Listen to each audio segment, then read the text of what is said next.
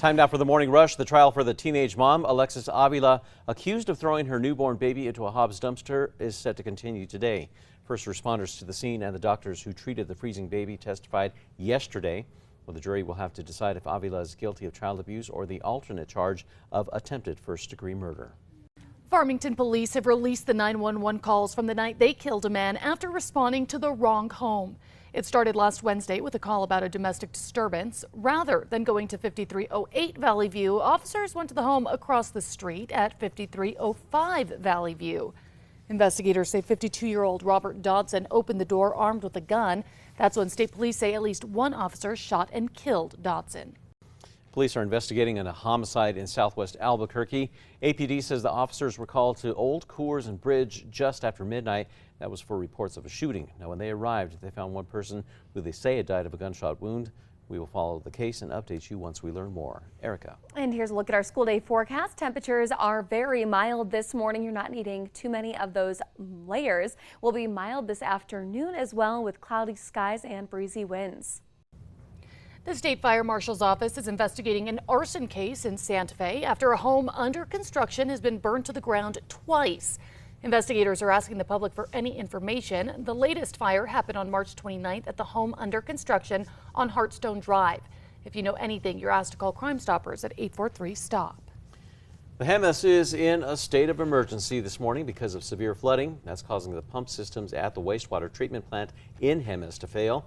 Police say that this is now leading it to overflow and contaminate the river.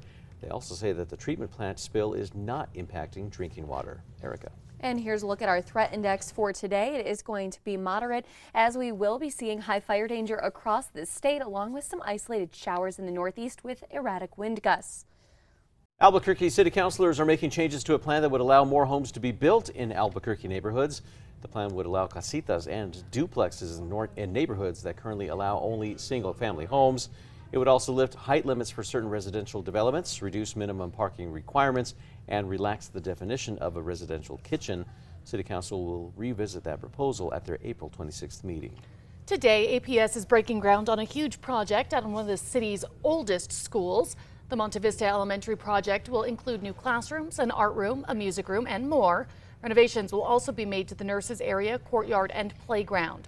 The school originally opened in 1931. The project cost nearly $14 million and is expected to finish in spring 2024.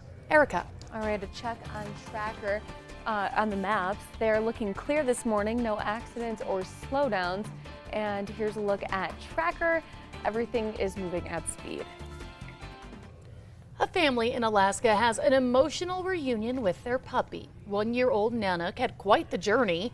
The Australian Shepherd wandered away from home and ended up taking a 150-mile trek across the frozen Bering Sea. A month into his adventure, Nanak popped up at the coastal community of Wales, where locals posted pictures of the dog in an effort to find his home. Nanak was finally flown back home to Campbell, Alaska on April 6th.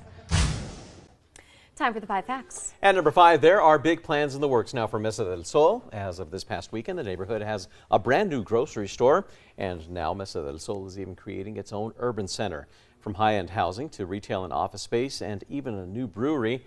Construction on the brewery will begin in the coming months, with office and retail construction starting by the end of the year. At number 4, the Jemez is in a state of emergency this morning because of severe flooding. The rushing water caused the pump systems at the wastewater treatment plant in Jemez to fail, leading it to overflow and contaminate the river. The plant affects 300 residents, including in San Isidro. They say the treatment plant spill is not impacting drinking water. The U.S. Forest Service is discouraging fishing and drinking at all points south of the treatment plant.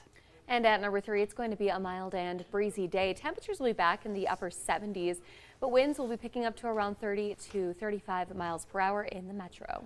At number 2, we're hearing the 911 calls from the night Farmington police killed a man after responding to the wrong home. It all started last Wednesday with a call about a domestic disturbance. Now, when officers arrived, they went to the home across the street from where the call came from. Investigators say 52-year-old Robert Dodson opened the door armed with a gun. That's when state police say at least one officer shot and killed Dodson. Dodson's 14-year-old daughter is the one who called 911. A Farmington police spokesperson says they're still working to release the video of that shooting. And at number 1, testimony is set to continue in the trial for the teenage mom accused of throwing her newborn baby into a Hobbs dumpster. Jurors heard from first responders to the scene and the doctors who treated the freezing baby. The doctor who treated the baby at a Lubbock hospital said that the child was there for 6 days before being released. The defense pushed back, arguing that needing higher care is not unheard of for newborns. However, an expert for the state who evaluated the case argued that the baby would have died if the doctors had not intervened when they did. The jury will have to decide if Alexis Avila is guilty of child abuse or the alternate charge of attempted first-degree murder.